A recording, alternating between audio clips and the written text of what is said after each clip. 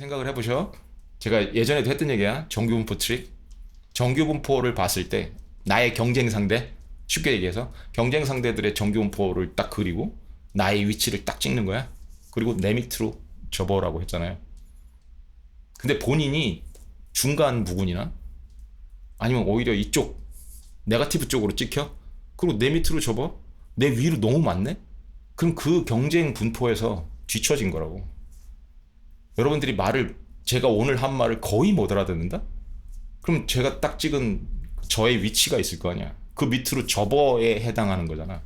그럼 저랑 경쟁을 못 한다고. 당연한 상식이야. 정규분포 트릭 다시 상기를 해보시라고. 나의 위치는 어디인가. 내 위치가 이 정규분포에서 어딘가 있을 거 아니야. 내 위에 정말 너무 많잖아? 그럼 생존 가능성이 떨어진다고. 그거는 정말 매일 인지를 하고 사셔야 돼. AI한테는 브레인이 아니라 노가다만 아웃소싱하는 거야. 오늘이 2026년 3월 3일입니다. 오늘은 좀 재미있는 걸 해볼까요? 실전으로. 뭐 이렇게 안 하셔도 돼. 정답도 아니고. 그런데 제가 하는 걸 보여드리면 그래도 저것도 재밌겠다. 모형들을 저렇게 쓸 수도 있겠다. 이 인공지능 시대에 영감을 받으셔서 움직이실 수 있는 분들도 계시지 않을까 해서 갑자기 그냥 생각이 나서 오늘 좀 뭔가 달라졌거든요. 제가 일하는 것도 워크하우스를 하는 것도. 그래서 좀 힌트를 드릴까 해서. 그리고 좀 조심하셔야 하는 부분들, 그런 부분들도 좀 짚어드리고. 오늘 제가 하는 말이 좀 어려울 수도 있거든. 근데 많이는 못 알아들으실 수도 있는데 너무 많이 못 알아듣겠다? 그러면 조금 문제가 있는 거야. 그건 좀 인지를 하셔야 돼. 일단 이 인공지능 시대를 살아감에 있어서도 좀 문제가 있는 거고, 특히 인공지능에 투자를 하겠다? 아니 지금 시장에 투자를 하겠다? 인공지능이 주를 이루고 있으니까 컨트라리언 뷰를 가지고 있든 인공지능에 투자를 하고 있든 어떤 시각에든 인공지능을 빼놓을 수가 없으니까 좀 인공지능에 빠져있는 사람들한테는 기본적인 부분인데 이마저도 이해도가 많이 떨어진다? 그럼 위험하다는 뜻이야. 이런 시장에서 생존하기는. 그건 좀 인지를 하셨으면 좋겠어. 이건 제가 주제 넘는 소리일 수도 있으니까 딱 여기까지만 할게. 근데 너무 많이 못 알아들으시면 안 돼. 어차피 뭐 못 알아들으시면 못 하실 테니까. 워크하우스를 하는 방법은 두 가지가 있어요. 가장 간단하게 할 수 있는 방법은, 가장 뻔히 할 수 있는 방법이 세 개를 만약에 선택한다면, 어저께 제가 제미나이를 제외를 했지만 아직까지 쓸 수는 있어. 여러 방법으로 쓸 수 있어. 그 두 번째 방법으로도 쓸 수 있으니까 말씀드릴게. 그냥 일반적으로 생각하면 비용이 가장 많이 드는 방법, 그런데 네이티브하게 쓰면서 성능은 가장 많이 뽑아낼 수 있는 방법. 그 방법이 뭐가 있냐면 그냥 다 돈 주고 쓰는 겁니다. 개별적으로. 클로드, 엔트로피 거, 오픈AI GPT, 구글, 제미나이 이렇게 다 등록을 해서 돈 내고 쓰는 거야. 그리고 모니터가 3개 있으면 편하겠죠? 뭐 하나로 해도 돼. 저는 4개가 있어요, 무려. 모니터 4개를 쓰는데 이쪽에 클로드, 이쪽에 GPT, 이쪽에 제미나이, 그리고 여기에는 이제 제 신티크가 있기 때문에 신티크로 뭘 하든가, 지금 같은 경우에는 녹음하는 상황을 보든가 이런 용도로 쓰거든요. 그렇게 쓰는 거야. 그리고 쓰는 건 간단하겠죠. 동일한 프롬프트를 주고선 돌리면 되니까. 그리고 대화를 이어갈 때도 동일한 프롬프트로, 아니면 대화가 조금씩 달라지거든요. 당연히 달라지거든. 이머전트 빙이니까 얘네들이 프로바블리스틱하고 스토캐스틱하고. 그러니까 대화가 달라진다고. 모사들과 책사들의 그 대화 내용이 흘러가면서 달라지니까 분명히 한쪽으로 쏠려요. 그날의 관심사에 따라서도. GPT가 얘기하는 게 좀 더 관심이 간다 그러면 GPT 쪽으로 가는 거고, 클로드가 얘기하는 게 더 관심이 간다 그러면 클로드 쪽으로 가는 거고, 아니면 대화를 어떻게든 이어가다 보면 주로 쓰는 애가 생겨, 그날만큼은. 근데 제가 이제 경험적으로 하다 보면 GPT하고 클로드를 왔다 갔다 거리더라는 거지. 제미나이는 좀 덜 얘기를 하게 되고 귀뚱으로 듣게 돼 자꾸. 그런 현상이 벌어진다고. 그리고 GPT가 한 얘기를 클로드한테 들려주고 너는 어떻게 생각하느냐 이런 걸 물어봐 줄 수도 있고 서로 문맥을 공유할 수 있게 그 코어디네이터의 역할을 할 수도 있는 거죠. 근데 기본 문맥이 있잖아. 내가 어떤 주제로 얘기를 할 거다 주로. 예를 들어서 워크하우스를 할 거면 주로 시장 얘기를 할 거기 때문에 이럴 때는 아무 대화나 하는 게 아니고 프로젝트를 만들어야 돼요.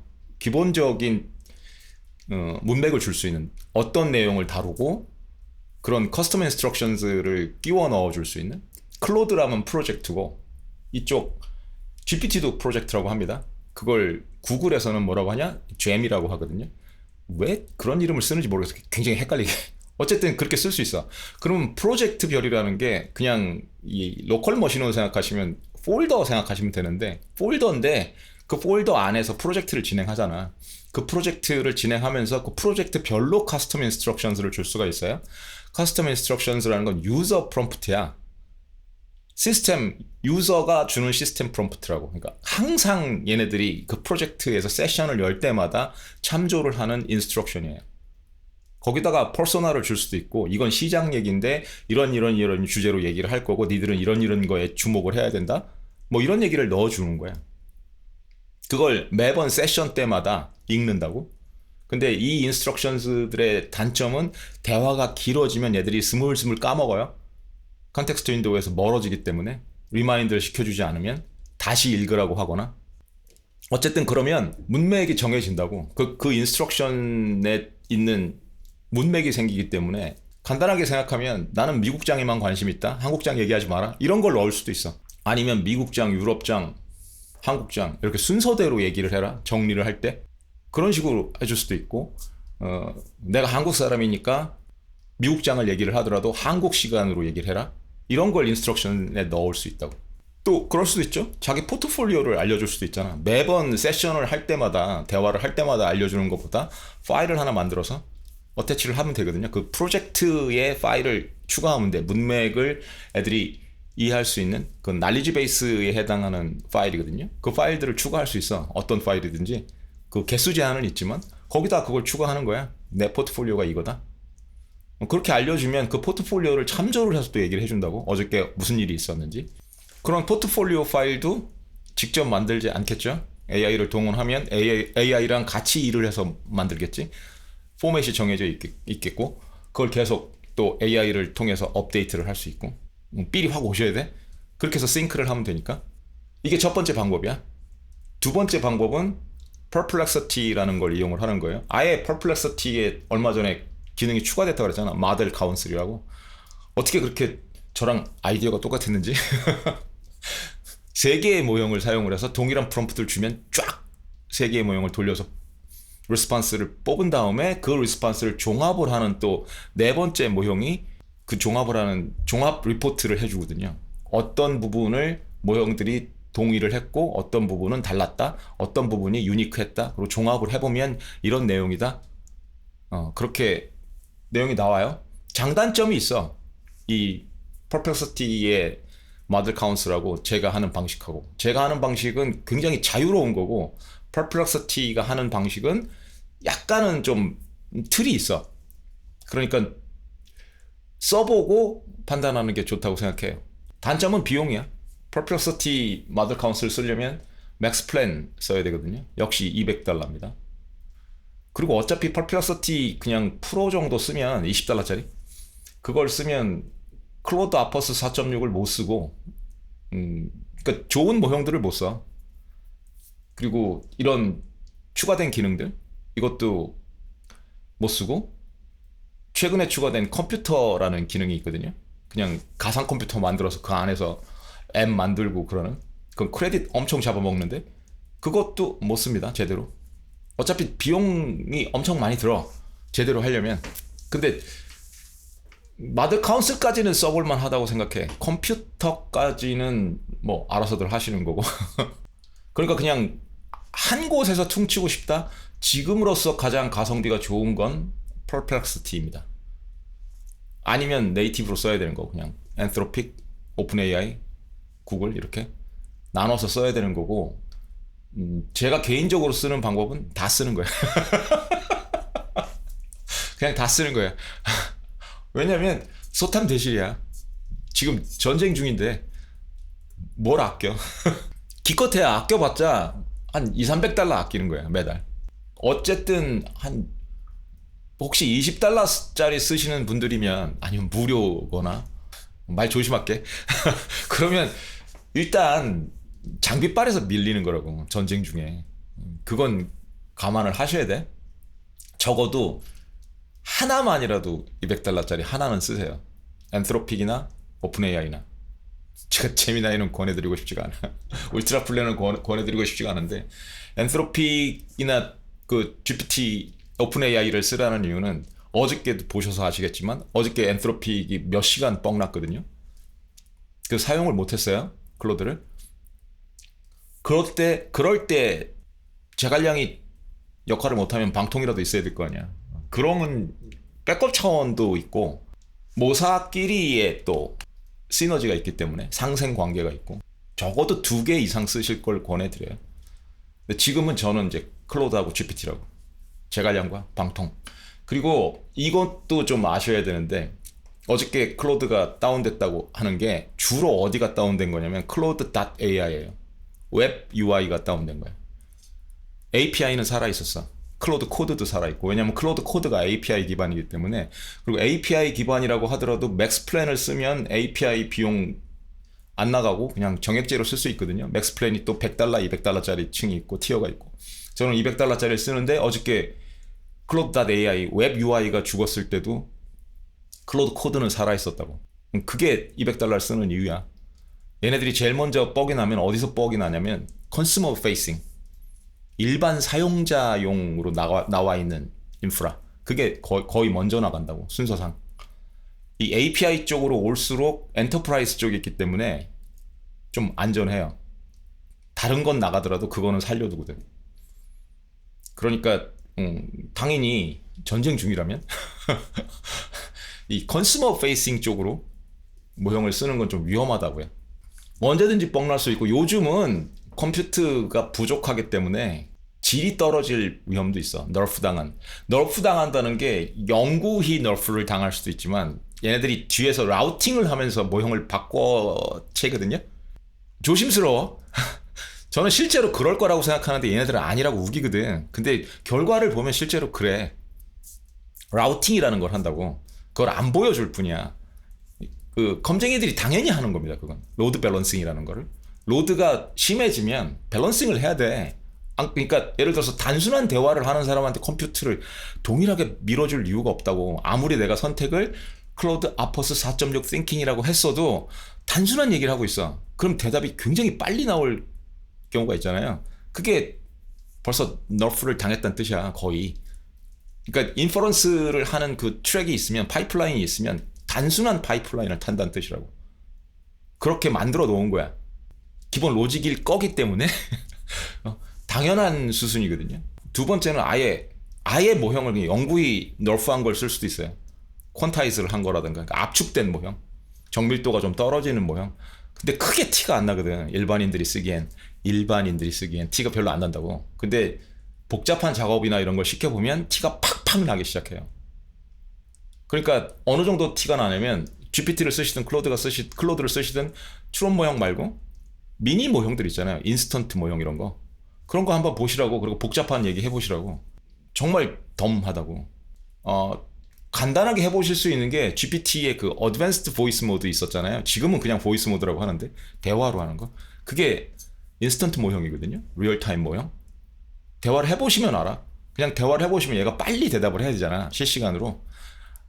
아마 제가 알기로는 더미스트 모형이에요. GPT 중에서. 가장 성능이 떨어지는. 그냥 대화만 하는 수준인 거지 걔를 대화를 통해서 뭔가 대단한 전략을 짜고 분석을 하고 그러기에는 진짜 무리가 있는 모형이야. 그런 걸 생각을 하시면 된다고. 내가 진짜 지금 쓰는 모형이 최고의 품질이 아닐 수도 있다라고 생각을 해야 돼. 그러면 최고의 품질은 어느 쪽에 있다? 엔터프라이즈 쪽에 있다고. 그러니까 어저께처럼 이렇게 클로드.ai 컨슈머 페이싱 웹 UI 쪽에서 돌아가는 인프라는 언제든지 다운될 수 있고 너프 될 수 있고 그럴 가능성이 높다라는 거야. 그래서 적어도 $200 정도 내고 API 쪽에서 실제로 API를 지불하라는 게 아니고 다른 방법들이 있으니까 저처럼 클로드 코드를 쓰든가 맥스플랜 서브스크립션 베이스로 쓰든가 그렇게 할 수 있으니까 API로 쓰면 비용이 감당이 안 되실 거예요. API는 정말 그게 증거야. API가 종량제로 쓰면 수천 달러가 나올 수도 있거든요. 한 달에 저처럼 쓰면. 그런데 그냥 200달러로 퉁칠 수 있다는 건 어느 부분에선가는 로드 밸런싱을 한다는 거라고. 인퍼런스 코스트를 줄이는 방법을 얘네들이 강구를 한다는 뜻이라고. API를 완전히 종량제로 쓰면 얘네들이 그걸 안 하는 거고. 그럼 모형의 품질을 어떻게든 떨어뜨린다는 뜻이잖아요. 안 그러면 왜 API랑 차이가 있겠어. 그러니까 구글이 한 짓이 제가 어저께 좀 흥분을 해서 했던 얘기가 구글이 한 짓이 그거라고. 이게 왜 문제가 심각해지냐면 이동갈비를 안 먹어보잖아. 이동갈비를 안 먹고 그냥 일반 갈비만 먹어버릇하면 맛있다고 해. 근데 어느 순간인가 이동갈비를 먹어봤네? 와, 지금까지 먹었던 갈비가 아니었던 거야. 와, 이동갈비가 이렇게 맛있는 거였어? 그런 차이라고. 그러니까 그냥 갈비를 먹어버릇하면 이동갈비 맛을 못 봤기 때문에 그게 좋은 갈비라고 생각을 하고 맛있는 갈비라고 생각을 하게 된다고. 구글이 지금 추구하는 바가 그거야.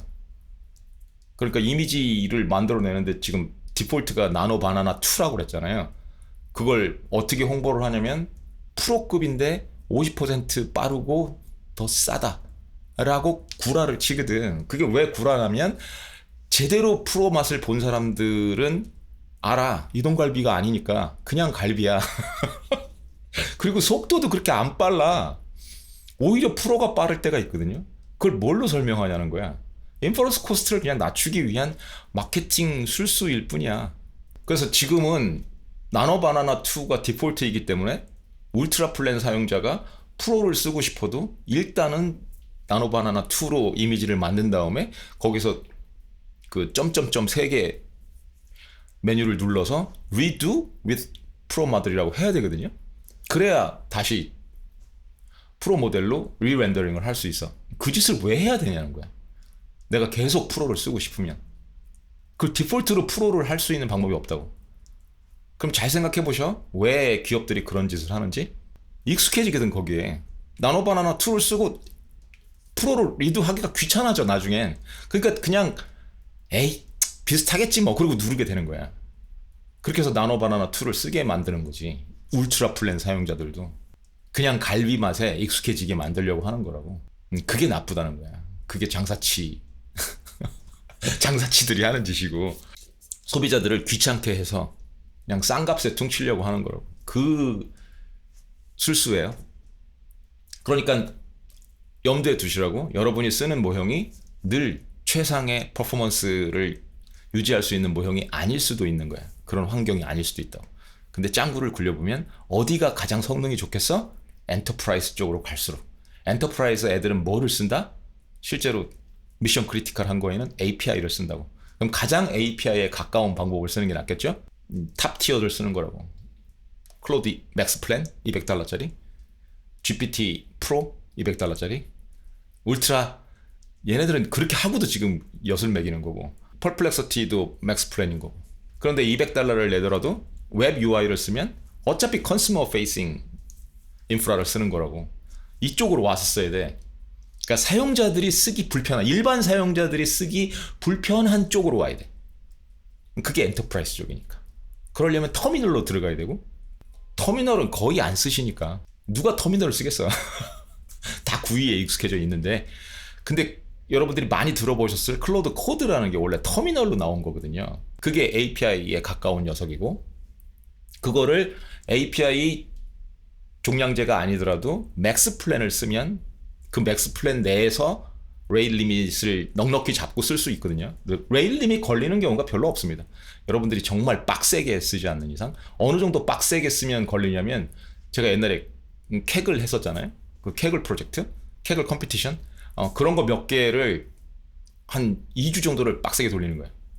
하루 종일 앉아갖고. 그 정도 되면 레일 리밋 걸려. 근데 일반 사용자가 클로드 코드 맥스 플랜 써갖고 오퍼스 4.6 쓴다고 해도 걸릴 리스크가 거의 없어요.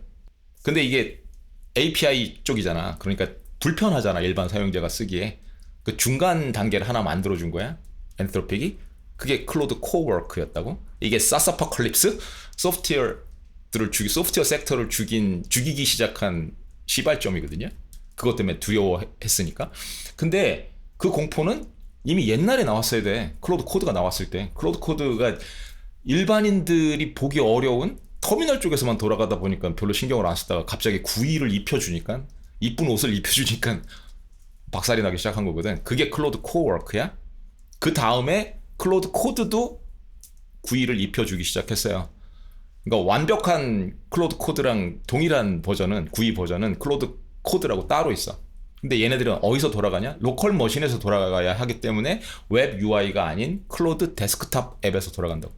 그래서 어저께 클로드 코드.ai, 일반 사용자들이 많이 사용하는 웹 인프라 쪽은 무너졌지만 이쪽 클로드 코드 쪽, API 쪽에 가까운, 엔터프라이즈 쪽에 가까운 얘네들은 안 무너진 거야. 그러니까 클로드 데스크탑 앱에서 돌아가던 코워크나 클로드 코드도 그냥 돌아갔다고요. 그러니까 그냥 웹 UI 쪽만 보고 있던 사람들은 못 썼던 거고, 클로드 코드에 익숙해져 있던 사람들은 쓸 수 있었던 거라고. 그러니까 좀 더 많이들 알게 됐잖아요. 클로드 코드도 이런 것들을 하고 있구나. 일반 사용자들도 이제 많이 접근성이 좋아졌으니까, 구이를 입혀줬으니까. 그래서 소프트웨어 섹터가 망가지기 시작한 거야. 다른 섹터들도 이제 AI 디스럽션 얘기가 나오면서 많이들 알게 되니까. 근데 어저께 클로드가 무너진 것도 그런 반증이기도 하다고. 아직 컴퓨트가 모자란다. 근데 이거를 오해를 하면 그럼 케이펙스 때려 부어서 컴퓨터를 늘리면 되는 게 아니냐. 이게 스케일링이 안 되는 아키텍처라고, 트랜스포머가. 그러니까 지금 이걸 또 땜빵을 해서 넘어가잖아요, 다음 단계로. 그만큼 또 땜빵을 해야 돼. 그 정도로 무지 막지한 아키텍처야. 그러니까 잘못된 방향으로 가고 있는데 계속 그쪽으로 가고 있는 거라고. 제 주장은 그렇다고. 아키텍처의 효율성을 기해야 되는데 그런 성찰을 하기에는 지금 광기라고. 어떻게든 빨리 경쟁을 해서 돈을 벌어야 된다라는 생각만 하니까 문제가 심각하다는 거죠. 새길로 안 빠질게. 그런 얘기는 나중에도 충분히 할 수 있으니까 지금까지도 충분히 해왔고, 어쨌든 월카운스를 할 수 있는 방법은 여러 가지가 있다고. 구이로 할 수도 있고, 이렇게 클로드 코드 같은 클라이라고 하거든요. 커맨드 라인 인터페이스, 터미널 안에서 커맨드 라인, 그게 이제 터미널이라는 개념이니까 거기서 인터페이스를 가지고 그림 없는 상황에서 마우스를 안 쓰는 상황에서 타자를 치면서 대화를 하는, 그쪽으로 갈 수도 있다고. 그걸 클라이라고 하거든요. 엔트로픽, 오픈 AI, 구글 셋 다 클라이가 있어요. 엔트로픽이 클로드 코드인 거고, 이쪽 오픈 AI로 오면 코덱스인 거고, 구글로 오면 제미나이 클라이라고 하거든요. 다 있다고. 쓰고 싶은 거 쓰시면 돼. 그리고 얘네들이 구이도 만들었어. 엔트로픽으로 오면 클로드 데스크탑 앱에서 돌아가는 거고, 이쪽 오픈 AI로 오면 코덱스도 이제 구이 앱이 있거든요. 데스크탑 앱이 있거든. 그러니까 오픈 AI 챗GPT 데스크탑 앱 말고 또 코덱스라는 앱이 있어요. 거기서도 돌릴 수 있어. 그리고 제미나이 쪽으로 오면 조금 복잡해지는데 엔타이 그래비티라는 녀석이 있어요. 걔는 약간 더 발전을 해서 커서 비슷하거든요. 그러니까 통합 개발 환경, 아예 그쪽으로 만든 거고, 통합 개발 환경이긴 한데 주로 바이브로 하는, 말로 하는. 그러니까 이 방법으로 그냥 클라이를 3개 열어놓고 쓸 수도 있다는 뜻이야.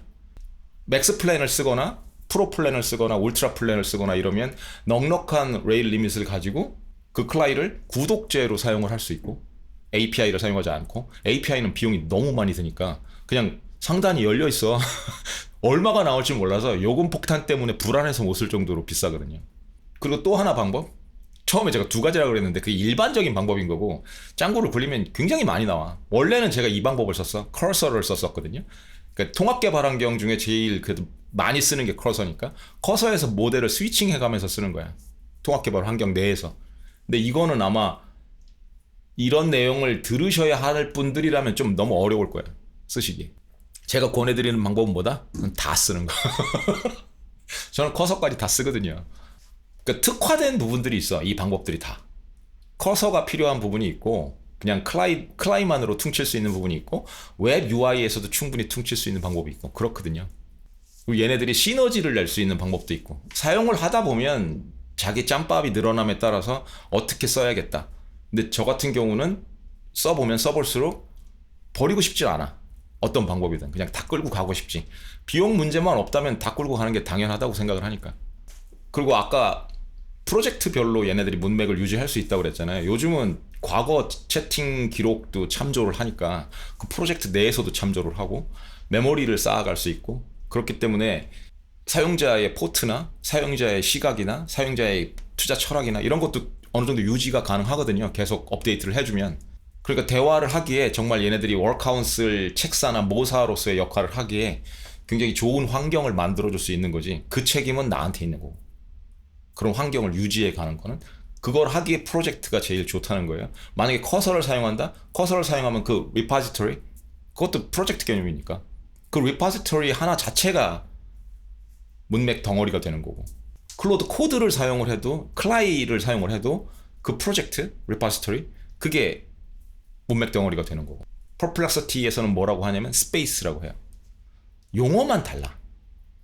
다 용어만 다르고 개념은 같아. 객체지향적이죠. 그냥 폴리모픽한 거야.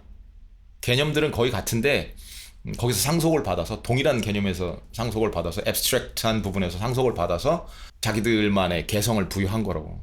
그러니까 프로젝트 엔트로픽이나 오픈 AI에서 프로젝트라고 하는 거를 이 제미나이에서 잼이라고 하는 게 잼이라고 하는 게 제미나이니까 잼이라고 한 것 같아.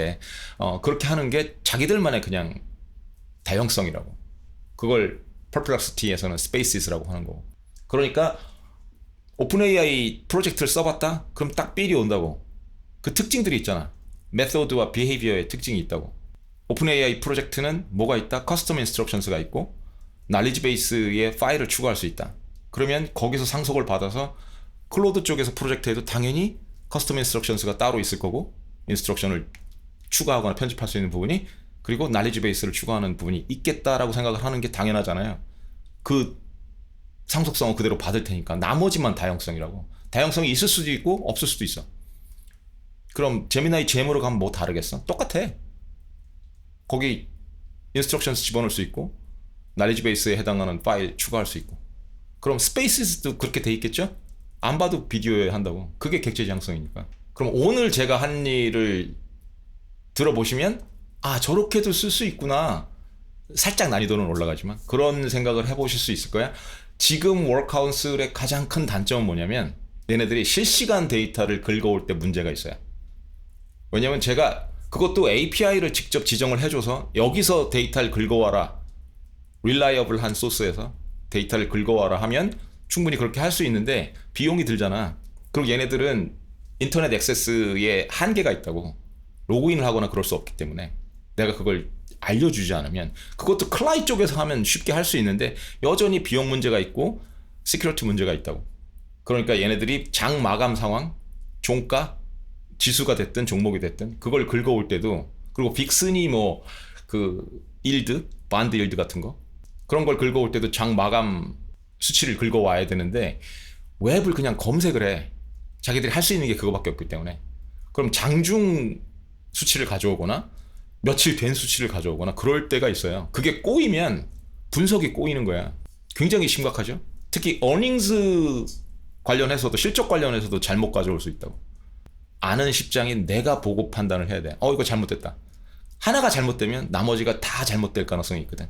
One cockroach intuition. 바퀴벌레가 한 마리 나왔어? 그럼 수십 마리, 수백 마리가 있을 가능성이 있다는 거거든. 그럼 어떻게 해줘야겠어요? 가장 간단한 방법은 내가 주는 거예요. 왜냐면 난 아니까 장이 어떻게 끝났는지. 어디서든 긁어올 수 있고 그걸 확인해서 긁어와도 줄 수 있고. 얘네들은 그걸 몰라. 그걸 오해하시면 안 돼.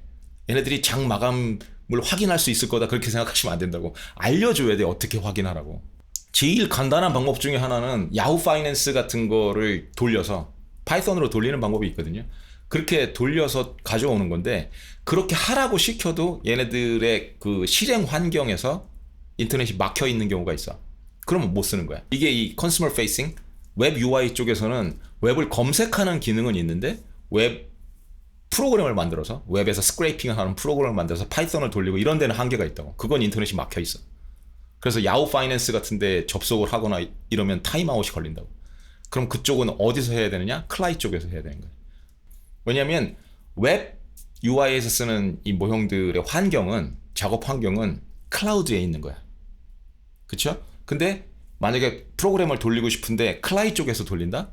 그럼 클로드 코드나 코덱스나 제미나이 클라이 쪽에서 돌린다? 그 말은 무슨 뜻이냐면 내 로컬 컴퓨터에서 돌린다는 뜻이기 때문에 내 로컬 컴퓨터에서는 그런 제약이 없거든. 나는 무제한으로 인터넷 접속할 수 있고. 그러니까 비용도 내가 낸다면 API 키 받아서 그냥 하면 되니까. 그럼 내가 해주면 된다고. 근데 야후 파이낸스 같은 건 돈이 안 들어요. 원래 있는 거니까. 재미로 한번 해보셔. 이건 그냥 바이브 코딩도 가능해. 야후 파이낸스 이용해서 오늘 이 특정 종목들 종가 불러오는 스크립트 만들어 줄래? 그럼 만들어 준다고. 그건 가능하다고. 근데 그 스크립트를 어디서 돌려야 된다? 내 컴퓨터에서 돌려야 된다. 그럼 그 스크립트를 만드는 방법도 여러 가지가 있을 거 아니에요. 웹 UI에서 그냥 스크립트를 만들어 달라고 한 다음에 그걸 뜯어다 붙여서 할 수도 있어. 근데 그걸 테스트해보고 그러려면 왔다 갔다 그래야 되잖아. 그럴 때 필요한 게 코딩 환경이라고. 제일 간단하게 할 수 있는 건 커서 같은 IDE, AI powered IDE, 통합 개발 환경에서 직접 코딩을 하면서 눈으로 보면서 대화를 하고 그렇게 만들어내는 거고. 또 한 가지 방법은 클로드 코드 데스크탑 앱, 아니면 코덱스 데스크탑 앱, 아니면 엔타이 그래비티 데스크탑 앱, 그런 데서 시키는 거야. 만들어 달라고. 그리고선 얘네들이 실행을 해볼 수 있거든. 그러면 테스트를 해볼 수 있고. 왜냐면 내 로컬 머신에서 돌아가는 거기 때문에 코딩을 하고 디버깅을 해볼 수 있다고. 그 결과가 제대로 나오는지 해볼 수 있고.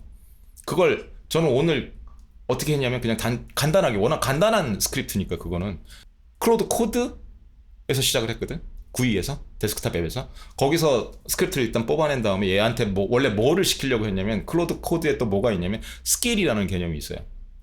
얘가 반복되는 작업이나 이런 건 스킬로 정해주면 지가 만들기도 하고, 내가 이걸 스킬로 만들어라 하면 그 스킬을 만들어서 뭐 6시 반, 매일 6시 반에 장 마감 후에 돌려라. 그러면 이제 크란 잡 같은 걸로 돌려주거든. 크란 잡이라고 하면, 크란이라는 게 크로놀로지 할 때 그 크란이야. 시계에 해당하는 그 어원이 거기서 나온 거거든요. 크란이라는 게.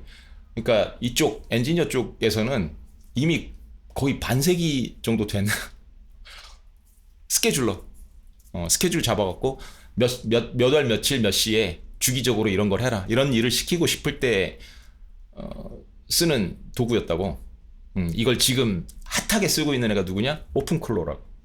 걔가 그 크론으로 돌리는 거야. 그래서 클로드 코드한테 매일 6시 31분에 장 마감하고서 1분 텀은 줘야 되니까 31분에 이 스크립트를 돌려서 종가를 가져와라. 그리고 매크로 데이터도 가져와라. 그런 스크립트를 돌려서, 그리고 파일에다 저장을 해줘라. 이 작업을 매번 할 거면 스킬로 저장을 하든 스크립트로 저장을 하든 그거를 6시 31분에 돌려야 될 거 아니야. 그걸 6시 31분에 돌려달라고 하면 얘가 알아서 크란 잡으로 등록을 해준다고. 그리고 내 컴퓨터에서 돌아간다고. 물론 크란이 돌아갈 수 있는 시스템이어야겠죠. 그래서 클로드 코드든지 이 오픈 AI 코덱스든지 제일 먼저 뭐가 나오냐면 맥 쪽에 먼저 나오는 거야. 윈도우 쪽보다는. 맥이 유닉스 쪽이거든요. 리눅스, 유닉스 이쪽이라고. 이쪽이니까 그냥 크란이 기본으로 깔려 있어. 윈도우는 그쪽이 아니고. 물론 이제 윈도우도 리눅스를 품고 있기 때문에 돌려달라고 하면 돌려줄 수 있는데 이쪽이 훨씬 편해. 그래서 소프트웨어가 이쪽이 먼저 나오는 거야. 맥 쪽이 먼저 나오는 이유라고요. 마이크로소프트가 오픈 AI에 투자를 했는데 오픈 AI가 데스크탑 앱을 만들 때는 맥을 먼저 만들잖아. 이 브라우저를 만들어도 맥 쪽을 먼저 만들고. 그런 거라고. 이쪽이 훨씬 편하거든. 그런 작업을 하기가. 윈도우는 껄끄러워. 그래서 스크립트를 만들어서 그렇게 돌려주면 매일 6시 31분에 돌리거나 아니면 내가 스스로 돌려서, 그럼 결과값이 나온다고요? 내가 갖고 있는 포트 종목들의 종가, 그리고 지수, 그리고 매크로 데이터, 빅스 같은 거, 장단기 금리 이런 것도 쭉 뽑아줄 수 있으니까. 야후 파이낸스에서 뽑아줄 수 있는 거 그건 다 뽑아주니까. 그리고 지금 시장 상황을 분석하기에 필요한 데이터 그거 추가하라 그러면 얘네들이 추가해주거든. 그걸 내가 직접 코딩을 안 해도 된다고. 그냥 코드를 볼 수만 있으면 돼. 대충 눈치를 까고 이렇게 다 돌아가겠구나. 그리고 어떤 주의가 필요하겠구나. 그런 것만 좀 알면 되거든요. 아는 10장. 그런데 왜 모사가 2명 이상 필요하냐면 클로드 코드가 코딩을 굉장히 잘하거든. 그래서 지금 제일 많이 쓰는 코더라고. AI 코더. 근데 이 코드를 짜는 녀석과 그 사람도 마찬가지예요. 짜는 녀석과 그걸 리뷰하는 녀석의 시각이 달라. 그래서 옛날에 제가 이 코딩 책을 쓸 때도 락스라는 데서 책을 썼을 때도 오서가 있으면 작가가 있으면 저자가 있으면 그걸 리뷰해주는 애들이 따로 있거든. 그 리뷰해주는 애들은 굉장히 날카롭게 봅니다. 그리고 크리틱을 할 준비가 돼 있어. 얘네들의 임무가 크리틱이야. 크리틱을 얼마나 잘하느냐에 따라서 자기 성과가 드러나는 거기 때문에 be cruel 그게 첫 번째 항목이었다고 리뷰어들한테 하는 인스트럭션에 락스 출판사에서 아주 잔인하게 크리틱을 하라고. 그거나 마찬가지인데 클로드 코드에서 작업을 했으면 누가 작업을 하느냐에 따라 달라. 역할이 다른 거니까. 클로드 코드에서 작업을 했으면 클로드 쪽에서 작업을 했으면 얘가 코드를 짠 거 아니에요. 그럼 딱 그 시각에 갇혀 있다고. 자기가 짠 코드니까. 그거를 그대로 GPT한테 줘보는 거야. 이렇게 했어. 그건 뭐 클로드가 짰다고 안 해도 돼. 내가 짰어. 이렇게 짰어. 그러면 단박에 푸시백을 합니다. 크리틱을 하고. 아, 잘했는데 이런 부분이 부족한 것 같아. 이거 문제 생길 수 있어. 이러고 보완을 해줘요. 그 보완을 해주는 피드백이 마음에 안 들어? 그럼 제끼면 되는 거고, 이건 타당한데? 문제가 생길 수 있겠는데? 그러면 추가를 하는 거지. 원래 처음에 제가 클로드 코드한테 요구를 했을 때는 얘는 종목하고 지수만 생각을 한 거야. 근데 그거를 GPT가 잡아내더라고. 아니 이러면 빅스나 이런 것도 달라지는데 종가 기준으로 장단기 금리도 달라지고 이게 추가 안 되면 매크로는 매크로가 틀어질 수 있지 않느냐. 그럼 매크로를 추가해야 될 거 아니에요. 그렇게 해서 이제 클로드한테 와서 너 매크로 추가 안 했네? 그러면 클로드도 내가 이걸 왜 까먹었지? 그럼 이제 하는 거지. 그걸 왔다 갔다 하는 거야. 두 모사 사이에 내가 코오디네이션을 하면서. 그러다 보면 내가 원하는 스크립트가 나와요. 그리고 또 하나 문제될 수 있는 게 처음에 할 때는 내 포트를 보고 포트폴리오 스테이트 막다운 파일이라는 걸 보고 그 안에 있는 이제 종목들을 자기가 봐서 그 종목들만 가지고 티커를 만들어서 스크립트를 짰거든요. 그럼 그게 하드 코딩이거든. 제가 포트를 정리할 수도 있고 새로운 걸 추가할 수도 있잖아. 그럴 때는 문제가 또 생기잖아. 그때는 또 아는 십장으로서 얘기를 해줘야 돼. 야, 너 이거 하드 코딩 했는데 그냥 파싱해. 내가 추가할 수도 있잖아. 그 한마디면 돼. 그럼 얘네들은 그거 알아들어. 그냥 단지 로컬 미니마에 갇혀서 자기 생각만 하고 있었을 뿐이야. 근데 살짝 끄집어내줘야 돼. 하드 코딩이 나쁘다는 걸 다시 한번 상기를 시켜줘야 된다고. 그러면 클로드 단박에 알아듣고 그럼 파싱을 해서 매번 파싱을 해서 달라진 거를 반영을 해서 하겠습니다. 그거 정규식 사용하면 금방이거든. 그러니까 내가 하는 건 포트폴리오 그것만 업데이트를 해주면 되는 거야. 그건 사람이 해줘야 되니까. 얘는 모르니까. 내 포트폴리오에 어떤 변화가 있었는지를 모르니까 티커를 추가하거나 뺄 수도 있고. 물론 짱구를 더 아주 세게 굴리면 증권사 API랑 연결하고 막 이래서 진짜 자기만의 큰 시스템을 만들 수도 있어. 그게 지금 AI 돌리는 좀 큰 손들이 하는 짓이고. 그렇게까지 가면 한도 끝도 없는 거고. 우리처럼 레이맨들 그냥 일반 개미들이 할 수 있는 일들 중에 이런 일들도 해보면 이해도도 높아지고 이 AI들이 하는 짓에 대한 이해도도 높아지고 얘네들이 뻘짓할 때 이런 위험이 있겠구나. 엔터프라이즈 쪽에서도 이런 시각을 또 넓혀볼 수도 있고 장점이 많거든요. 발을 살짝 담궈서 작업 그 워크플로우를 직접 경험을 해보는 거니까. 얘네들 뻘짓 많이 한다고. 진짜 이 과정에서도 뻘짓을 많이 한다고. 이거 사람이 안 도와주면 이거는 못 보겠는데 하는 이 산 중턱에 물 웅덩이에 빠져 있을 때 꺼내줘야 되는 그 사람의 역할, 아는 십장의 역할, 그런 걸 느끼기에도 좋고. 그러고 나서 뭐를 했냐면 이 프로젝트별로 커스텀 인스트럭션스가 있다고 했잖아요. 거기에 뭐를 추가했냐면 Don't scrape or infer market prices/levels. After the close, the user will provide the authoritative snapshot, indices, macro, FX, and portfolio closes to use for analysis.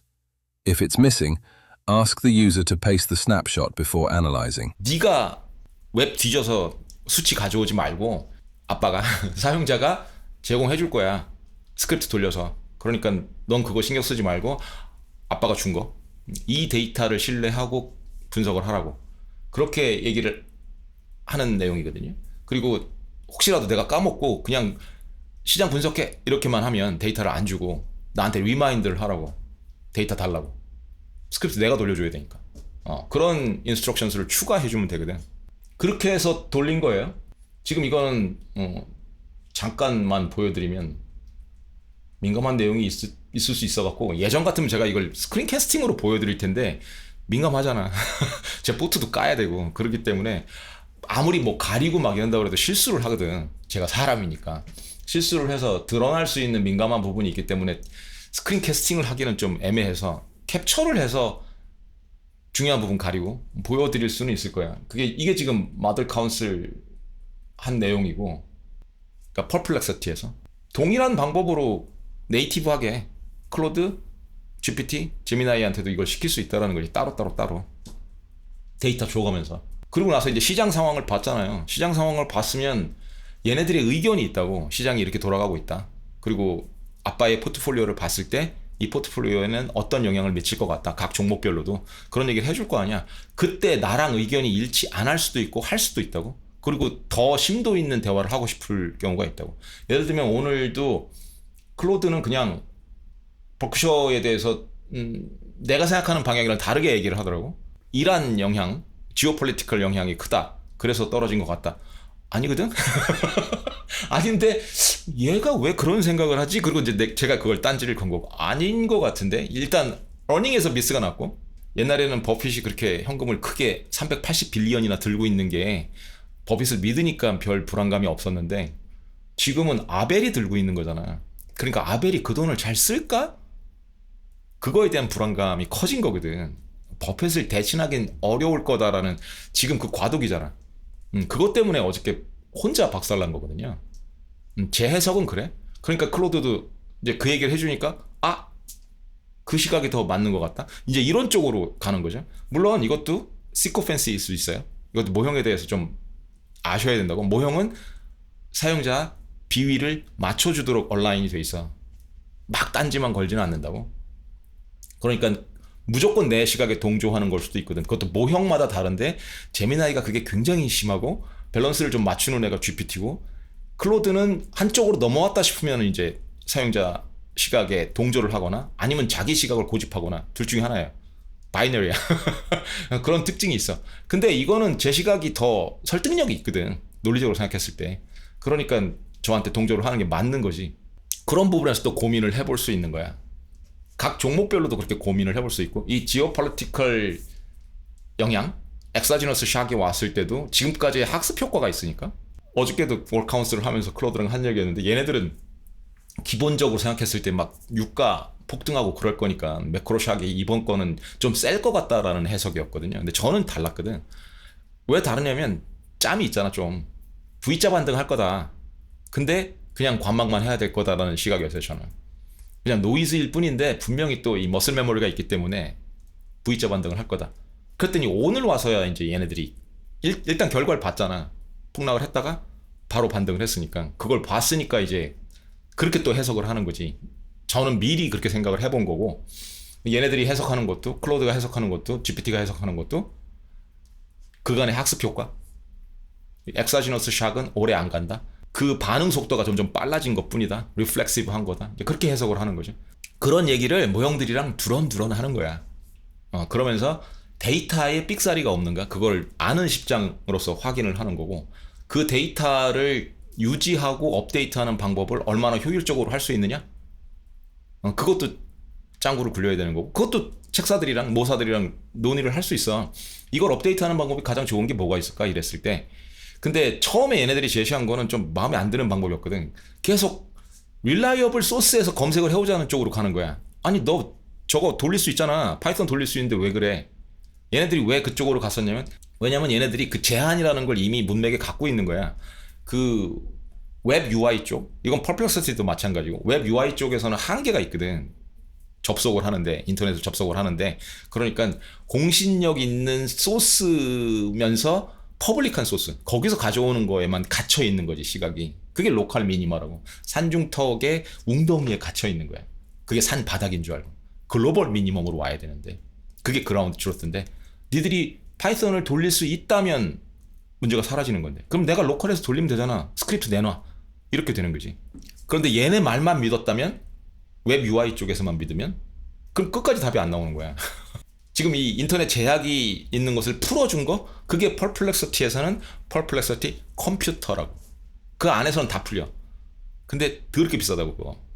지금 그게 맥스 플랜한테 주는 게 10,000 크레딧이거든요. 근데 좀 센 거 하나 만들어 달라고 대시보드 같은 거 만들어 달라고 돌리면 600 크레딧에서 한 700 크레딧도 나와. 1000 크레딧 가까이도 나오고. 그러니까 좀 센 거 돌리면 10개 만들면 끝이야.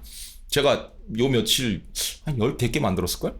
근데 그래도 쓸 수 있는 게 처음에 홍보를 하느라고 10,000 크레딧에 더해서 20,000 크레딧을 줬어. 보너스로. 그리고 어저께 또 15,000 크레딧을 또 추가로 줬더라고. 그러니까 어마무시하게 지금 쓸 수 있는 거야. 딱 한 달만 뽕을 먹으라는 거지. 그리고 이제 두 번 달째쯤 되면 10,000 크레딧은 택도 없을 거 아니야. 그걸 사라는 거야, 돈 주고. 얘네들이 그 장사치 짓을 하고 있는 거라고.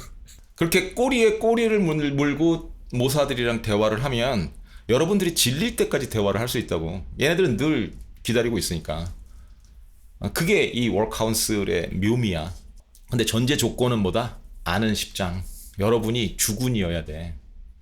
모사들이 왜 주군이 못 되는 줄 알아요? 제갈량이 왜 천하를 자기 혼자 먹지 못했을까? 굳이 유비가 필요했을까? 역사적으로 봤을 때도 모사의 자질과 주군의 자질은 달라. 그리고 주군들도 이상적인 주군은 사람을 잘 부리는 사람이어야 돼. 자기가 똑똑한 것도 장점이 될 수 있지만 그거보다 우선 필요한 게 사람을 잘 부리는 거거든요. 사람을 잘 쓰는 거, 그리고 덕이 있는 거. 그러니까 삼고초려를 하더라도 제갈량 정도를 설득을 해서 데려올 수 있는 능력, 그리고 제갈량이 붙어 있을 수 있는 능력. 주군이 별로잖아? 그럼 돌아댕겨 애들이, 모사나 그 충성스러운 부하들이.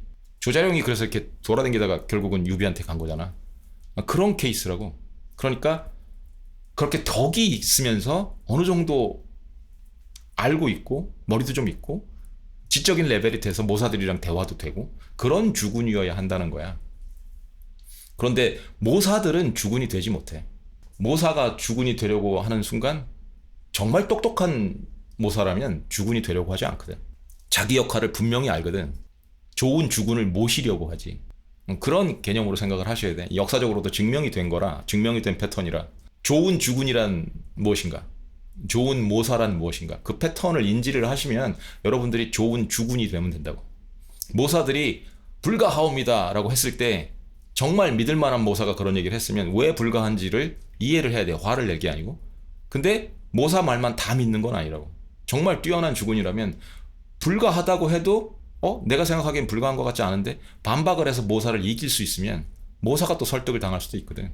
반대로 모사가 쳐들어가야 됩니다 그러는데 내가 보기엔 때가 아닌 것 같다 얘야 할 수도 있는 거거든. 그런데 모사가 하나인 것보단 둘이 훨씬 낫다는 거야. 체크 앤 밸런스가 되니까. 견제와 균형을 이룰 수 있으니까. 적어도 3명이 그럼 대화를 하는 거잖아요. 전제는 동일한 인텔렉추얼 레벨, 그리고 어느 정도 크로스 도메인으로 얘네들과 동일한 도메인을 볼 수 있어야 되는 거야. 그 정도 넓게 호라이즌을. 그래야 대화가 제대로 되겠죠. 제가 오늘 일부러 이렇게 말을 막 던진 거야. 들으시면서 왜 이렇게 중구난방으로 얘기를 하지? 막 여기 왔다가 저기 왔다가. 그렇게 생각하시는 분들도 계실 거라고. 특히 제가 던지는 이 키워드들이 생소하신 분들, 그리고 듣기는 했는데 개념이 확실히 안 잡혀 있는 분들, 그런 분들은 되게 어려우셨고 짜증 나셨을 수도 있거든. 근데 그게 짜증이 나면 안 되는 거거든. 그걸 오늘 조금만 고민을 해보셔. 이 내용을 왜 내가 이렇게 이해를 못할까? 사실은 다 아는 얘기를 해 라는 정도여야 돼. 그 정도로 기본적인 거거든요. 생각을 해보셔. 제가 예전에도 했던 얘기야. 정규분포 트릭. 정규분포를 봤을 때 나의 경쟁 상대, 쉽게 얘기해서 경쟁 상대들의 정규분포를 딱 그리고 나의 위치를 딱 찍는 거야. 그리고 내 밑으로 접어라고 했잖아요. 근데 본인이 중간 부분이나 아니면 오히려 이쪽 네거티브 쪽으로 찍혀? 그리고 내 밑으로 접어? 내 위로 너무 많네? 그럼 그 경쟁 분포에서 뒤처진 거라고. 여러분들이 제가 오늘 한 말을 거의 못 알아듣는다?